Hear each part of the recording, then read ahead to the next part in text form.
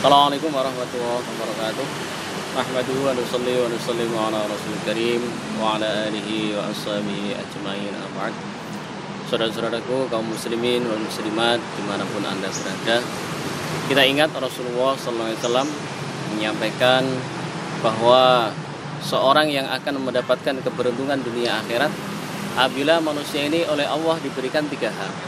Yang pertama adalah qalban syakirah, hati yang selalu bersyukur kepada Allah Subhanahu wa taala. Maka kita dalam kondisi apapun kita wajib bersyukur kepada Allah Subhanahu wa taala. Kenapa kita wajib bersyukur kepada Allah Subhanahu wa taala? Karena nikmat yang telah diberikan oleh Allah kepada kita luar biasa banyaknya. Coba kita berpikir nikmat yang ada dalam tubuh kita ini, kita hitung saja mulai dari nikmat yang ada di mulut kita, ada air liur, yang mana air liur ini hanya bisa keluar kalau ada makanan yang masuk ke dalam mulut kita. Dengan air liur ini kita bisa menelan makanan dengan baik. Kita diberi nikmat berupa mata, kita bisa melihat. Maka kita wajib bersyukur kepada Allah Subhanahu wa taala. Tengoklah saudara-saudara kita yang mana mereka ada mata tapi tidak mampu digunakan untuk melihat. Maka nikmat yang berupa mata ini kita gunakan dengan sebaik-baiknya. Kita gunakan untuk membaca kebesaran-kebesaran Allah. Kita gunakan untuk membaca keagungan-keagungan Allah. Jangan sampai kita gunakan mata ini untuk melihat kemaksiatan, untuk melihat kemungkaran yang mana itu dilarang oleh Allah Subhanahu wa taala. Hadirin yang dimuliakan oleh Allah Subhanahu wa taala. Yang pertama adalah qalban syakiran. Yang kedua, lisanan dzakiran. Lisan yang senantiasa digunakan untuk berzikir kepada Allah Subhanahu wa taala. Apabila lisan kita, mulut kita ini tidak kita gunakan untuk berzikir kepada Allah Subhanahu wa taala, maka manusia ini tidak ada harganya di hadapan Allah Subhanahu wa taala. Kita lihat air liur yang dikeluarkan oleh binatang itu ada harganya. Seperti air liurnya burung walet, apabila sudah terkumpul itu ada harganya. Sedangkan air liur kita itu tidak ada harganya. Bahkan diberikan kepada orang pun mereka tidak mau. Maka kita wajib menggunakan lisan kita, menggunakan mulut kita ini untuk berzikir kepada Allah Subhanahu wa taala. Ludah kita tidak ada harganya. Tidak akan laku apabila itu dijual. Sedangkan ludahnya lebah itu harganya sangat mahal. Maka hadirin yang dimuliakan oleh Allah Subhanahu wa taala, marilah kita gunakan mulut kita ini, kita gunakan lisan kita ini untuk membaca kitab-kitab Allah, untuk membaca keagungan-keagungan Allah, dan digunakan untuk berzikir kepada Allah Subhanahu wa taala.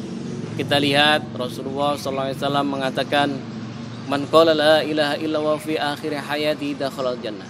Barang siapa yang pada akhir kehidupannya dia bisa mengucapkan la ilaha illallah, maka dia akan masuk ke dalam surga. Mengucapkan kalimat la ilaha illallah ini bukan perkara yang mudah, hadirin yang mulia. Mengucapkan la ilaha illallah ini harus diulang-ulang. Kita biasakan dalam kehidupan kita setiap hari.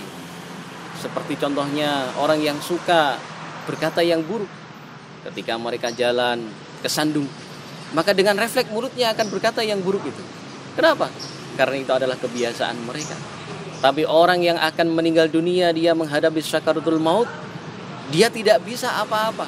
Maka yang keluar dari mulutnya yang terakhir kali adalah kebiasaan yang ia ucapkan. Maka bagaimana kita membiasakan mulut kita ini untuk mengagungkan kalam-kalam Allah. Supaya apa? Supaya nanti di akhir kehidupan kita bisa mengucapkan kalimat la ilaha illallah. Hadirin yang dimuliakan oleh Allah Subhanahu wa taala. Yang ketiga adalah wa auladun mabrurun.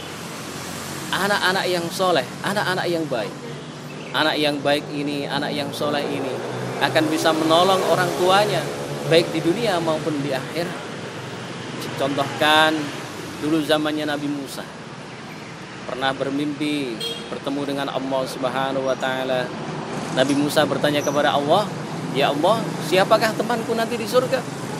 Maka Allah memberikan gambaran, memberikan ilham, memberikan petunjuk bahwa temannya di surga nanti adalah seorang pemuda.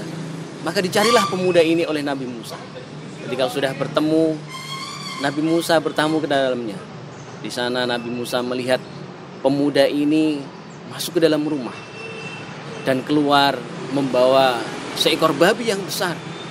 babi ini dimandikan, disabun, dibersihkan dengan cara yang baik. Tapi Musa di sini langsung dalam hatinya, ini umat apa ini? Babi yang najis, babi yang seperti ini kok malah digendong, dirawat dengan sebaik-baiknya. Tidak lama pemuda ini keluar lagi membawa seekor babi yang lebih besar lagi. Dirawat seperti yang pertama tadi. Dikasih sabun, dibersihkan, dimandikan, diciumi, dibawa masuk lagi dalam rumah. Setelah selesai itu barulah dia menemui Nabi Musa. Maka Nabi Musa langsung bertanya, "Hei anak muda, sebenarnya kamu ini bagaimana? Babi itu adalah binatang yang najis. Kenapa kau gendong? Kenapa kau ciumi seperti itu?"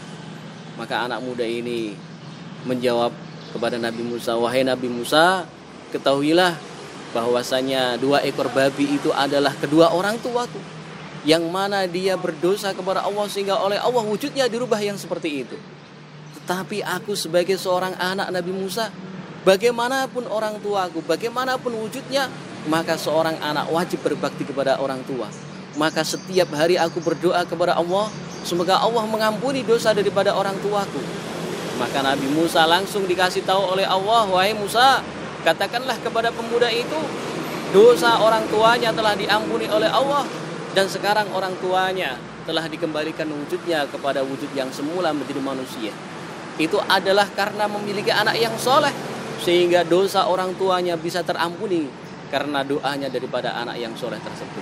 Dan berikan juga kabar gembira, wahai Musa, bahwasanya pemuda itu nanti yang akan menjadi temanmu di surga." Hadirin yang dimuliakan oleh Allah Subhanahu wa taala, maka bagaimana kita berusaha supaya hidup kita ini menjadi orang yang baik, supaya hidup kita ini mendapatkan pertolongan dari Allah Subhanahu wa taala. Dan bagaimana juga kepada orang tua kita wajib berbakti kepada mereka. Apabila kita diberi kelonggaran rezeki, maka bantulah kepada orang tua. Apabila kita diberi kelonggaran tenaga, bantulah kepada orang tua. Dan jangan lupa selalu doakanlah kepada orang tua. Maka marilah kita berdoa, semoga orang tua kita senantiasa diberi umur yang panjang oleh Allah Subhanahu wa taala, diberi kesehatan oleh Allah Subhanahu wa taala, dan kita akan dikumpulkan di dunia ini dengan orang tua kita, dan nanti semoga kita dikumpulkan juga dengan orang tua kita di surganya Allah Subhanahu wa taala. Allahumma ufirli dhunubi wali walidayya warhamhuma kama rabbayani shaghira. Kurang lebihnya mohon maaf. Assalamualaikum warahmatullahi wabarakatuh.